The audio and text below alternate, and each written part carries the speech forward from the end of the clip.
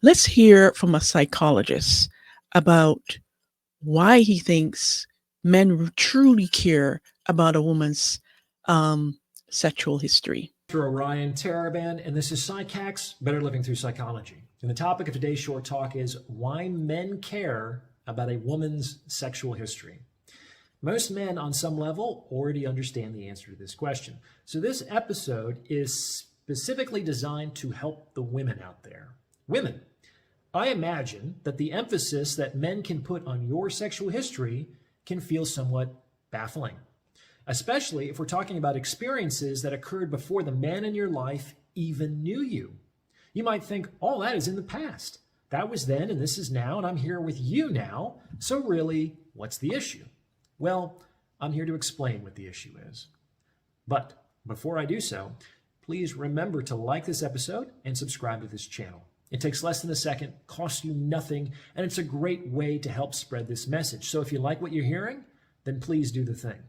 Also, if you're thinking about going to grad school, then check out stellargre.com and use the coupon. So, why are men so concerned about what you did in the past sexually with other men?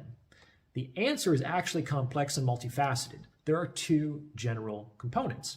Here's how we can begin to approach an understanding. Ladies, have you ever had the experience, and I bet you have, of buying an expensive piece of clothing only to realize a week or two later that a discount code existed that could have gotten you 50% off the same item? When you learn about the existence of that code, how do you feel? Not very good, right? You may even have complained and tried to get the company to retroactively honor the code after the purchase. I've seen many women do that. And why do you do that? Because learning about the discount code actually changes your perception of the item that you bought. Whereas 2 weeks ago, you were more or less happy to pay full price for that piece of clothing, once you realize that you paid 100% more than you needed to, you can't look at the same item the same way again. Very true. It's not nearly as attractive and desirable as it once was. Why? Because it turns out you didn't actually underpay for something valuable. You overpaid for something cheap. And that is not a good feeling. So what does this have to do with sexual history and relationships? Well, a number of things. First of all, you have to understand that broadly speaking, there is a sort of arms race between men and women in the sexual marketplace. In a highly simplified version, it breaks down like this. Men are trying to get as much sex as possible from women for the least amount of time, energy, and money. And women are trying to get as much time, energy, and money from men for the least amount of sex. This is obviously an oversimplification, but there must be at least some truth to it because we typically don't see the roles reversed. So when a man is actually in a relationship with you, in that he's taking you out on dates and listening to your problems and meeting your family and taking you on trips and supporting you emotionally, in short, when he is heavily investing time, energy, and money into you, and then he learns that you fucked a guy that you met at a bar an hour ago and who ghosted you the next day, he's going to feel like you did when you found out about those discount codes. That is, he's going to feel like a total schmuck for overpaying for something that you were obviously willing to sell for a fraction of the price. And I guarantee that will change the way he perceives.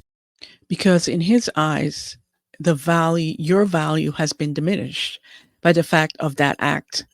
When he's been investing his time, like the psychologist said, now your value as a woman, because you slept with another man an hour before, has diminished in his eyes, because men value purity and fidelity. You forever. So that's one part of the answer. The second part of the answer of why men care about a woman's sexual history is even more pragmatic. In general, to determine how people actually feel, it's far more accurate and reliable to examine what people do over and above what people say. The fact of the matter is that people can move their lips and say anything.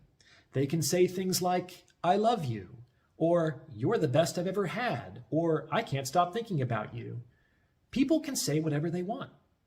And because of that, there's always the possibility of doubt as to whether or not the words actually reflect their felt experience and objective reality. Now, ladies, it's also true that you will do more in the bedroom with men you are more attracted to, with men you like more. When your attraction is high, you will make yourself more sexually available in every sense of those words, and you will willingly break the rules that you rigidly enforce for others.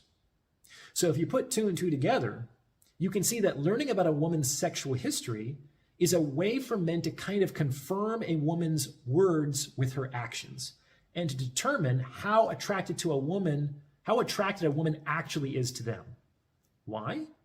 Because if a man finds out that you did other things sooner or more frequently than you did or do with him, the reasonable conclusion that he is going to draw is that you are not as attracted to him as you have been to other men in your past. Other men. And it's so true what he's talking about. Actions speak louder than words. So if you are hooking up with another man, giving another man all the goodies, then to him, this man that you're with or trying to be with, he's not going to feel value and he's going to feel slighted. Absolutely. Past, with whom you were willing and enthusiastic about doing those things. And this is also going to make him feel like a schmuck, because it's going to make him feel like you are settling for him. Exactly. That's the second part. And if you combine those two parts, the result is a man who now feels that he's paying twice as much for half as much, which is not a great place to be. How does this play out in my own personal life? Well, if I learn, for whatever reason, that a woman is not willing to be more sexually open, available, and freaky with me, then I know she's been with the guy that she has been most attracted to in the past, then I just conclude that the relationship is not worth my time. This is not because I think I'm entitled to those things. I appreciate that I'm not everyone's cup of tea, and some women will find me more attractive than others. That is perfectly fine. I conclude that the relationship is not worth my time because I only want to be in a relationship with women who feel like I'm the best she's ever had, with women who are extremely attracted to me, with women who are enthusiastic and excited about being there. That's the experience I'm looking for. And the best way for her to demonstrate that feeling is by doing things with me that she hasn't done with other men. Everything else is just lip service. Because he wants to feel valued. What do you think? Special. Did my explanation make sense? Please let me know in the comments below, and thank you for listening. Wonderful. So there you have it. So the psychologist talked about why a woman's sexual history is important to a man on so many levels. Because first of all, he doesn't feel special. He doesn't feel valued. Fidelity and purity are very important to men. Even though they may say, it's okay, you've slept around, it's all right. Deep down inside, it's a different story.